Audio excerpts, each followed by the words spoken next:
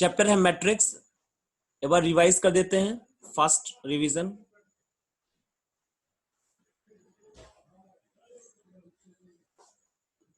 देखो, matrix is a rectangular arrangement of the element in the form of the rows and column. Row और column के form में elements को, arrangement को ही हम लोग मैट्रिक्स बोलते हैं। रोज किसको बोलते हैं? जो हॉरिजॉन्टल लाइन होती है इसको बोलते हैं रो, ठीक है। और जो वर्टिकल लाइन होती है इसको बोलते हैं हम लोग कॉलम, ठीक। जिस तरीके से यहाँ पे मान लो 6 एलिमेंट्स हैं, उनको कुछ इस तरीके से अरेंज किया गया है, 2 1 3 -1 -2 0, ठीक है। तो यहाँ पर ये A1 2 रोज में और 3 कॉलम्स में इनको अरेंज किया गया है। ये हो जाएगा A is a matrix of 2 rows and 3 columns.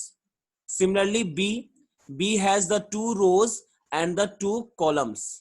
So B has the 2 rows and 2 columns. जिनके रोज और कॉलम इक्वल होते हैं उनको बोलते हैं हम लोग स्क्वायर मैट्रिक्स।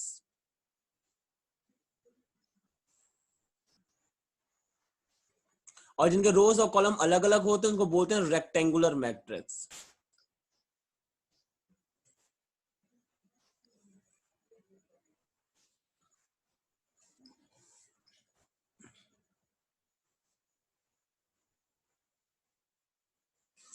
ठीक है। अब है ऑर्डर ऑफ मैट्रिक्स। देखो, ऑर्डर ऑफ मैट्रिक्स बहुत सिंपल है। जिस तरीके से यहां पर कितने रोज है, यहां पे 2 रोज हैं और 3 कॉलम्स हैं, ठीक है। तो 2 रोज 3 कॉलम, तो हम लोग इसको लिखेंगे 2 क्रॉस 3। पहले रोज के बारे में, रो क्रॉस कॉलम, ठीक है। यही इसका ऑर्डर हो जाएगा। जैसे यहां एग्जांपल है, if a matrix A has m row and n columns, then m cross n is called the order of the matrix, या type of matrix भी बोल सकते हैं। और इसको कैसे डिनोट करेंगे? इसको डिनोट करेंगे a और नीचे छोटा सा m क्रॉस n लिख करके। जैसे यहां पर है, ये है a मैट्रिक्स, इसमें 2 रोज हैं और 3 कॉलम है, तो इसका ऑर्डर हो जाएगा 2 क्रॉस 3। और इसको कैसे डिनोट कर सकते हैं? a 2 क्रॉस 3, मतलब ए जो मैट्रिक्स है वो 2 क्रॉस 3 का है, ठीक है।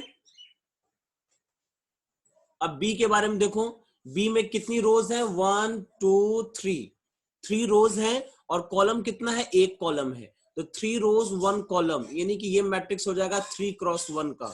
और इसको रिप्रेजेंट कर सकते हैं 3 क्रॉस 1। ये हमेशा ध्यान देना, रो को पहले लिखेंगे, कॉलम को बाद में लिखेंगे, इसको उल्टा नहीं लिख सकते हैं, ठीक है।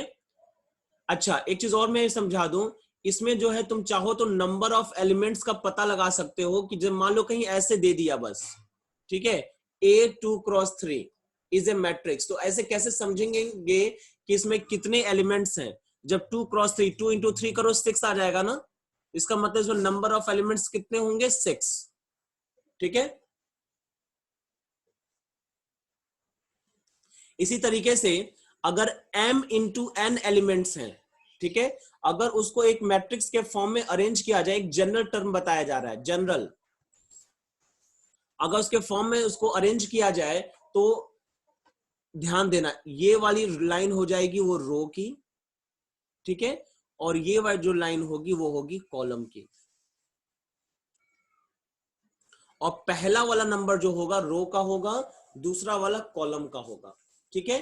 तो देखो, इस वाली लाइन के बारे में बात कर रहे हैं, इसके बारे में, ठीक है। ये कौन सा रो है? फर्स्ट रो है, तो देखो सबके आगे 1 लिखा होगा। फर्स्ट रो है ना, सबके आगे 1। और कॉलम कौन सा है? First column, second column, third column, fourth column. तो उसी तरीके से इसका रिप्रेजेंटेशन भी है, A11 A12 A13 A14 और आगे। इसी तरीके से अगर हम इसकी बात करें, इस कॉलम की बात करें, तो ये देखो, ये फर्स्ट कॉलम है, तो देखो सबसे कॉलम वाला जो मतलब डिजिट है वो सबका 1 है, ठीक है। और ये फर्स्ट रो फर्स्ट कॉलम है, ये सेकेंड रो फर्स्ट कॉलम है, ये थर्ड रो फर्स्ट कॉलम है, और इसी तरीके से ये फर्स्ट कॉलम mth रो है, ठीक है। और इसी तरीके से आगे एलिमेंट्स आएंगे A क्रॉस mn तक। और इसको शॉर्टकट में, बिल्कुल शॉर्टकट में ऐसा लिख सकते हैं, A equal to matrix A I J of M cross N, मतलब कि जो आई है वो रो है और जे क्या है, कॉलम है, और इसको एम क्रॉस एन, आई को एम तक और जे को एन तक लेकर के जाना है और इसी तरीके से रिप्रेजेंट करना है। ये इसका जनरल टर्म है। अब आगे देखा जाए। अब यहां पर एक मैट्रिक्स एग्जांपल दिया है और इसमें आपको आसानी से बताना है कि किसकी पोजीशन क्या है। तो अगर आपसे पूछे कि A11 क्या है, A11 मतलब फर्स्ट कॉलम फर्स्ट रो, तो फर्स्ट कॉलम ये हो गया, फर्स्ट रो, यानी कि इस एलिमेंट के बारे में बात की जा रही है, तो ये 2 हो जाएगा।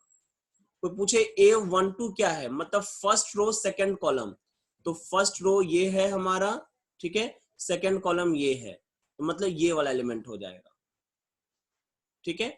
ऐसे किसी ने पूछा कि A23 क्या है, तो मतलब सेकंड रो और थर्ड कॉलम, तो ये एलिमेंट हो जाएगा आपका, ठीक है। इस तरीके से हम एलिमेंट्स को पहचान सकते हैं कि कौन सा एलिमेंट कहां पर होगा, ठीक है। और ये इसकी सारी वैल्यूज दी हुई हैं सारे एलिमेंट्स की, तो इसको भी आप समझ लेंगे, आसान है, कोई दिमाग खर्च करने की जरूरत नहीं। In a compact form matrix A can be represented as, compact form में ए मैट्रिक्स को ऐसे में रिप्रेजेंट कर सकते हैं m cross n where i is less than और equal, sorry, i is greater than और equal to 1 and less than और इक्वल टू एम, मतलब आई जो है वो 1 और m के बीच में है और j जो है वो 1 और n के बीच में है।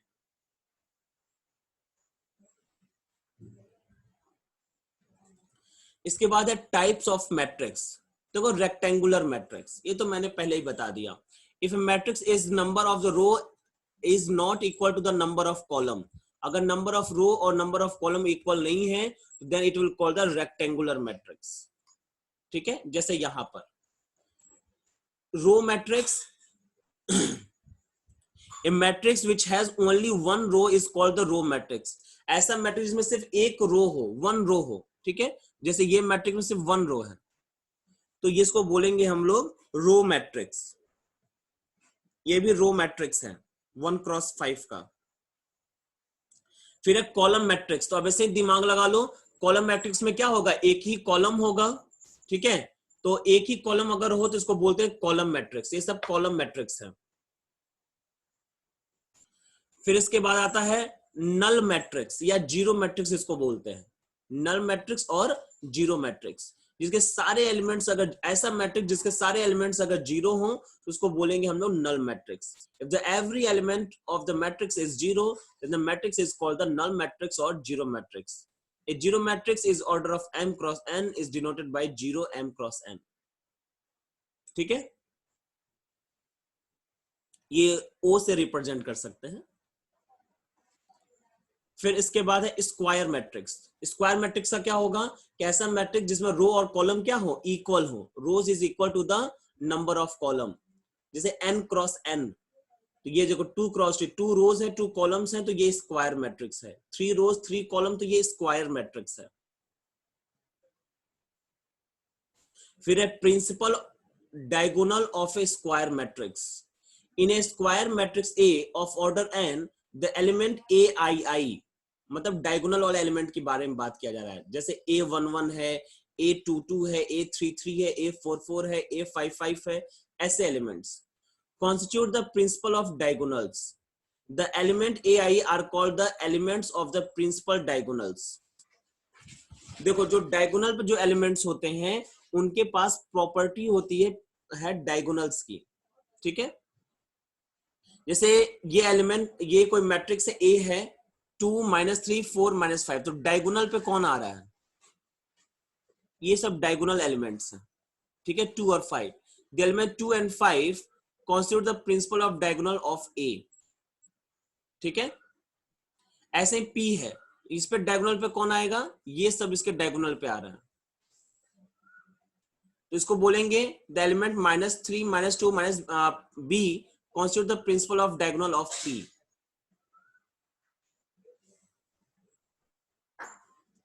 फिर है trace of matrix, the sum of principal of diagonal elements of the square matrix A is a trace of the that matrix represented as the trace A और TRA इस तरीके से रिप्रेजेंट किया जाता है। मतलब डायगोनल एलिमेंट्स का जो सम है उसको बोलेंगे ट्रेस ऑफ मैट्रिक्स। ठीक है, डायगोनल एलिमेंट्स का सम, इसका डायगोनल एलिमेंट्स कौन है, 1 है, 5 है, -2 है, सबको जोड़ दो आ जाएगा 4, तो इसको बोलेंगे ट्रेस ऑफ ए, या फिर हम लोग कैसे रिप्रेजेंट कर सकते हैं, ट्रेस ऑफ ए ऐसे लिख कर रिप्रेजेंट कर सकते हैं। इसके बाद है डायगोनल मैट्रिक्स। ठीक है, ये डायगोनल मैट्रिक्स है, ऐसे मैट्रिक्स जिसके एलिमेंट सिर्फ डायगोनल पर हो उनको बोलेंगे डायगोनल मैट्रिक्स, बाकी सब जीरो हो, यही डायगोनल है ना। तो यहां देखो सिर्फ यहां पर नॉन जीरो एलिमेंट्स हो, बाकी सब क्या हो, जीरो हो, तो उसको बोलेंगे डायगोनल मैट्रिक्स। डायगोनल के एलिमेंट्स में कोई एलिमेंट जीरो भी हो सकता है। ठीक है, बस बाकी सब जो है वो होने चाहिए जीरो, सिर्फ डायगोनल पे नंबर होना चाहिए, उसको बोलेंगे डायगोनल मैट्रिक्स, और ये ऑर्डर 3 का है।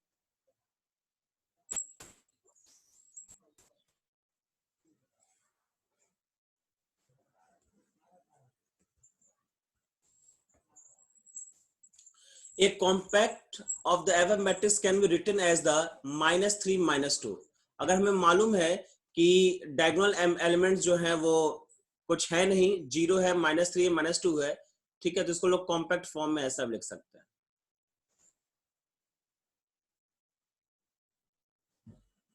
एंड द डायगोनल 0 2 -3 ऐसे करके लिख सकते हैं।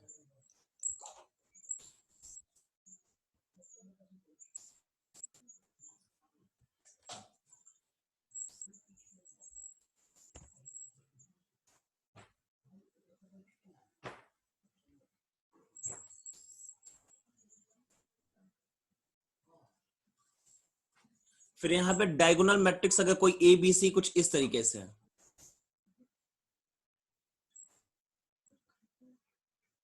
ठीक है, तो इसका डायगोनल ए बी सी ऐसे करके हम रिप्रेजेंट कर सकते हैं शॉर्टकट है, बट यही रिप्रेजेंटेशन तुम करना, ये ज्यादा अच्छा है।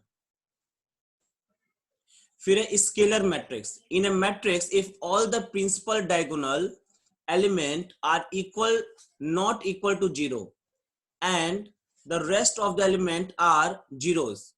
अगर प्रिंसिपल डायगोनल, इसको बोलते हैं प्रिंसिपल डायगोनल, अगर प्रिंसिपल डायगोनल के सारे एलिमेंट्स नॉन जीरो हैं, ठीक है, और इक्वल भी हैं, तो उस केस में और बाकी सारे एलिमेंट जीरो होने चाहिए, ये सब इक्वल भी होने चाहिए और नॉन जीरो होने चाहिए, जैसे 2 2 2 3 3 3 ऐसे करके, तो उसको हम बोलते हैं स्केलर मैट्रिक्स।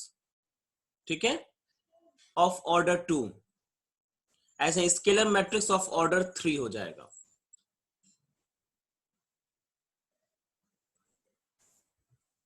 सारे डायगोनल के एलिमेंट सेम होने चाहिए।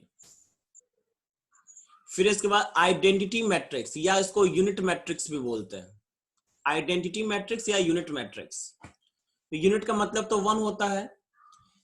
इन a square matrix if all the principal diagonal elements are unity मतलब 1 and the rest elements are 0, then it is called the identity matrix। अगर प्रिंसिपल डायगोनल के सारे एलिमेंट्स 1 हो और बाकी सब 0 हो, तो उसको लोग बोलेंगे आइडेंटिटी मैट्रिक्स। ठीक है, और ये हमेशा स्क्वायर मैट्रिक्स में होता है, ध्यान देना, यह ऑर्डर 4 का हो जाएगा। जैसे इसको क्या लिखना चाहिए था, ऑर्डर 4 क्रॉस 4 लिखना चाहिए था ना, लेकिन अगर सिर्फ ऑर्डर 4 लिखा हुआ है तो इसका मतलब है कि वो स्क्वायर मैट्रिक्स है। फिर एक कंपेरेबल मैट्रिक्स, दो मैट्रिक्स को कैसे कंपेयर कर सकते हैं और कब नहीं कर सकते हैं। Two matrix A and B can be compared only when they are of the same order. दो मैट्रिक्स ए और बी को हम लोग कंपेयर तभी कर सकते हैं जब वो सेम ऑर्डर के हों। जैसे ये ए भी 3 क्रॉस 2 का है और बी भी 3 क्रॉस 2 का है, तो हम ए और बी को आपस में कंपेयर कर सकते हैं। ठीक है, फिर equality of the two matrix, दो मैट्रिक्स को इक्वल कब बता सकते हैं कि वो इक्वल कब है। First thing, two matrix is said to be equal only when they are of the same order. एक तो दोनों सेम ऑर्डर के होने चाहिए, second point, the corresponding elements of the both matrix are equal, और दोनों के कॉरेस्पॉन्डिंग एलिमेंट्स इक्वल होने चाहिए, जैसा यहां पर वैसा वहां पर। जैसे यहां पर ये दो मैट्रिक्स है, दोनों आपस में इक्वल हैं, तो इसका मतलब ये है कि दोनों का देखो तो ऑर्डर क्या है, 3x2 है, इसका भी 3x2 है, पहला हो गया। अब देखो इसका A112 है, इसका भी A112 है, A12 -3, A12 -3, ऐसे सारे एलिमेंट्स इक्वल होने चाहिए, कॉरेस्पॉन्डिंग एलिमेंट्स। और क्वेश्चन में अगर दिया है कि दोनों बराबर हैं, तो इसका मतलब क्या है, A की वैल्यू किसके बराबर होनी चाहिए, 1 के, और B की वैल्यू किसके बराबर होनी चाहिए, -2 के। तो यहां से कंपेयर करके हम लोग आंसर भी निकाल सकते हैं, A = 1 एंड B = -2।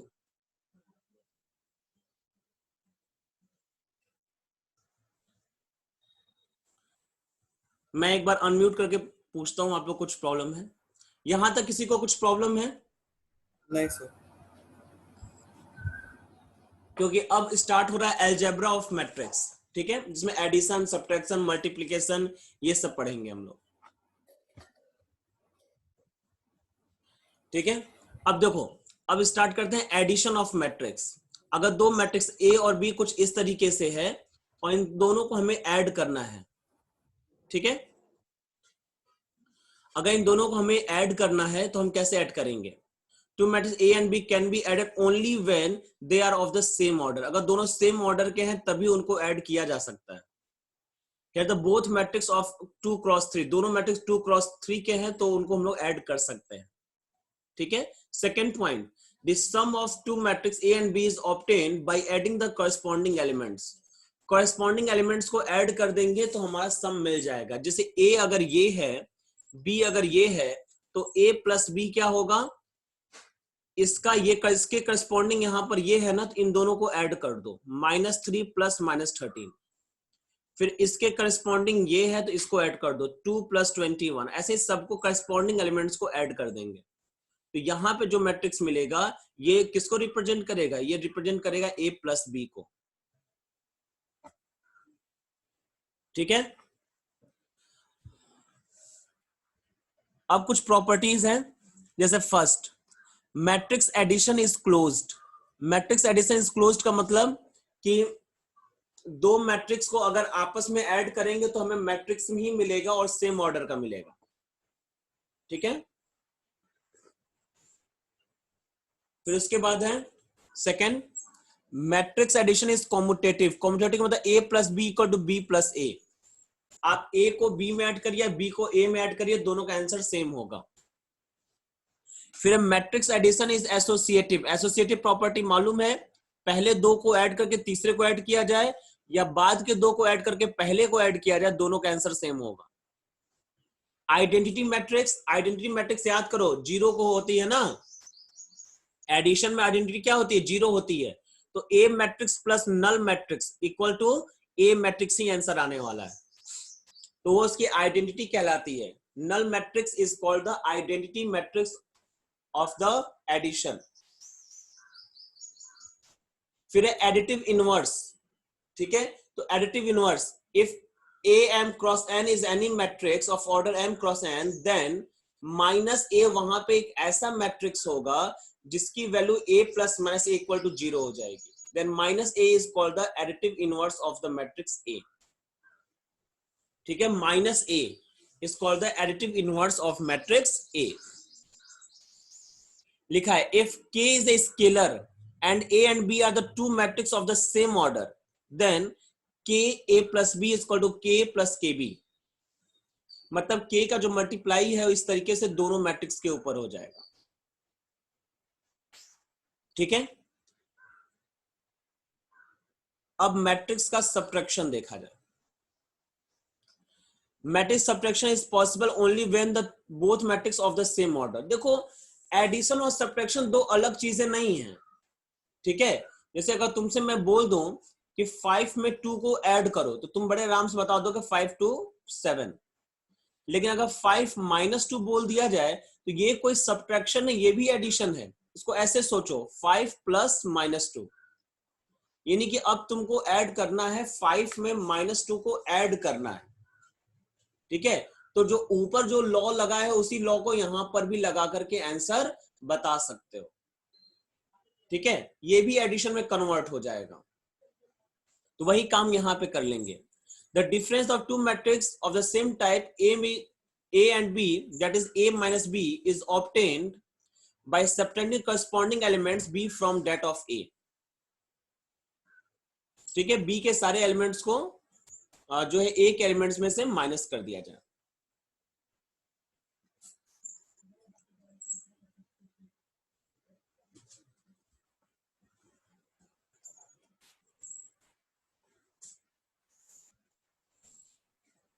जैसे ए यहां पर ये था, बी यहां पे ये था। अब क्या, अगर 2 माइनस माइनस 3 कर दो, 3 माइनस 1 कर दो। ध्यान देना करस्पॉन्डिंग एलिमेंट्स को माइनस करना है और ये आंसर आ जाएगा ए माइनस बी का। ठीक है, trace of A plus B या फिर ए माइनस बी जो होता है वो trace of A plus trace of B और trace of A minus trace of B के ही बराबर होता है। ये भी एक फॉर्मूला है, इसको याद कर लो। ठीक है,